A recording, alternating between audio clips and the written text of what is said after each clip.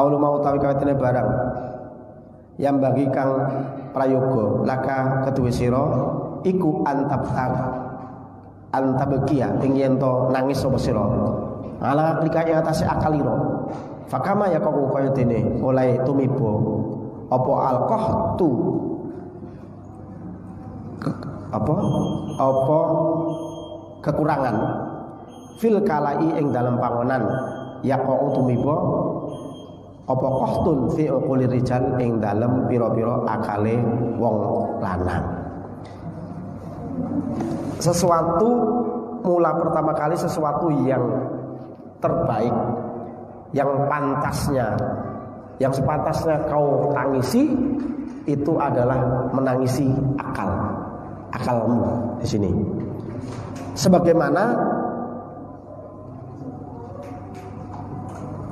kohtu kekurangan rumput itu bisa terjadi ketika orang sedang menggembala. Tempat menggembala itu kadang-kadang ada rumput, kadang-kadang enggak. Tapi kalau menggembala, tahu-tahu penggembalane rumputnya enggak eneng, sapi ini makan apa? Ya kan? Makan kerikil, ya repot. Makanya lihatin kalau ada sapi di Mekah sama sapi di sini beda Pak. Kalau di Indonesia itu gemuk-gemuk sapi ini, rumputnya kebanyakan. Karena ada tanaman padinya tetangga dimakan juga, jadi gemuk-gemuk. Jadi sepantasnya yang kita tangisi awal permulaan itu adalah akal kita. Loh, kita dikasih akal, dikasih pikiran, bisa untuk mikir. Bahwa ngaji itu kebutuhan pokok, bahwa sholat itu kebutuhan pokok akhirat kita, bahwa zikir itu kebutuhan pokok akhirat kita. Lah kok akalnya nggak gunake, nggak mau menggunakan, itu namanya, itu baru kohtun. Kohtun itu ya kekurangan. Itu akalnya berarti kurang. Kesinggung lagi kan? Sakarutmu kesinggung. Yang kesinggung terus kita Pak. Di sini harus kita tangisi. Kenapa sih lo mikirnya kok keliru gitu? Cara berpikir kita keliru. Rumah itu di akhirat itu nggak manfaat. Gopo coba. Kecuali rumahnya untuk sholat, kecuali rumahnya untuk datangkan tamu terus, kecuali rumahnya untuk zikir, kecuali rumahnya untuk sholat malam, rumahnya untuk ini. Tapi selagi tidak digunakan untuk itu, nanti rumah itu nggak banyak manfaat untuk di akhirat. Yang manfaat apa? Yang untuk buat rumah duitnya itu malah nggak banyak manfaat karena rumahnya nggak perlu ibadah. Yang manfaat malah yang 2000 masuk kota itu. Yang datang nanti dikit. Yang manfaat justru itu nanti. Yang kelihatan mata yang selama ini kita idam-idamkan sholah itu menjadi istimewa, kebanggaan. Tidak taunya yang banggakan malah uang cuma 5.000 masuk kota amal masjid, 5.000 dikasihkan pengemis, 5.000 di perempatan dikasihkan pengemis dan lain-lain. Beda sama kita kan? Beda sama secara akal kita beda Pak. Memang akhirat itu beda karena nggak kelihatan. Nah inilah makanya banyak di dunia ini banyak orang yang terjerumus dia melalaikan dunia, melalaikan akhirat hanya untuk mengejar dunia. Nah itu yang harus ditangisi. Kenapa? Akal kita kok sampai seperti itu gitu. Tangisilah itu gitu loh. Kok sampai kita berpikir kebalik gitu. Dunia hidupnya paling lama 80 tahun, di akhirat selama-lamanya. Tapi kenapa kita kadang masih milih dunia? Oke lah tidak bisa milih. Kalau memang kita tidak bisa menyeimbangkan akhirat, yang penting kita itu yuk sama-sama diseimbangkanlah. Seumpama kita belum bisa berat akhirat, minimal seimbang. Sewaktu dagang, waktu sholat. Ya. Waktu jualan kambing, waktu sholat di masjid sholat. Jualan kambing rajin, jualan ayam rajin, sholat. Itu namanya harus ditangisi itu. Kenapa terbalik? Itu harus menangis orang yang seperti itu. Karena ini kepentingan akhirat kita ini sudah sangat mendesak Pak.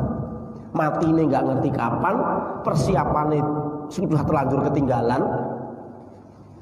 Mau apa lagi kalau sudah terlanjur ketinggalan? Tidak ada orang yang merasa akhiratnya sudah kepegang, itu belum ada. Tanya aja kiai yang paling alim, tanya aja kiai yang paling banyak ibadah, tanya aja kiai yang sering ngajar ngaji tiap hari siang sore di pesantren, pasti dia merasa kurang untuk akhirat. Apalagi yang selama ini nggak pernah ibadah, gitu Pak. Ya. Keren amat Pak Somad kalau ngaji kayak gini amat ya. Singgung Pak Somad. Singgung Pak Somad. Keras. Loh, memang seperti itu. Jadi jangan ini Pak. Ini yang ngomong ini loh. Tolong nangislah kepada akalmu. Ketika akal kamu itu kok menilai dunia ini lebih penting daripada akhirat. Nangisilah cara berpikir kamu. Tangisi otakmu gitu. Itu bahasa kasarannya. Lah kok kita itu hidup di dunia disuruh ibadah kok nggak ibadah? Keliru nggak? Ya keliru, tangisilah itu. Nangisilah putra kita nggak bisa ngaji. Jangan nangisin putra kita nggak punya S3. Kalau nggak bisa ngaji nangis itu harusnya. Kita sendiri sholat kok dari dulu nggak kusuk-kusuk, nggak ada yang kusuk. Ya nangislah itu. Kita nangis. Punya utang nggak bisa mulang-mulangin, bisa nangis. Tapi utang kita ketinggalan sholat, begitu kelewat nggak nangis, malah seneng. Alhamdulillah sholat subuh siangan. Nah, itu namanya tangisilah akal kita. Yang cara berpikir keliru itu harus kita sebetulnya harus menangis. Gitu di sini. Sepantasnya itulah yang harus kita tangisi.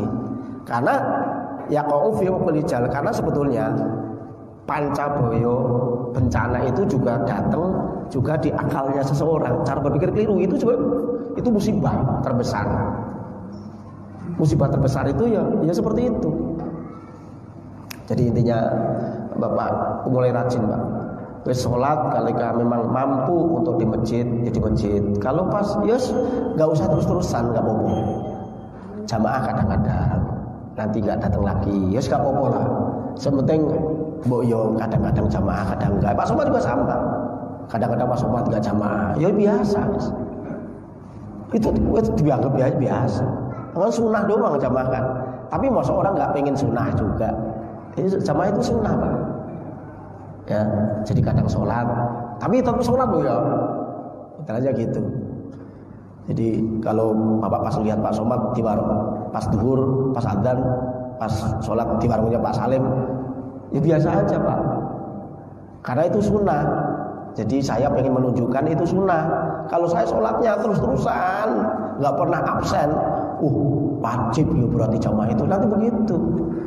Jadi kadang-kadang kita misalkan pas ada sholat duhur jalan di jalan, masih ada kita di jalan nggak apa-apa, biarkan ada yang sholat kita sholat duhur, ada yang di jalan juga. Karena ada orang jatuh, nanti yang nolong siapa?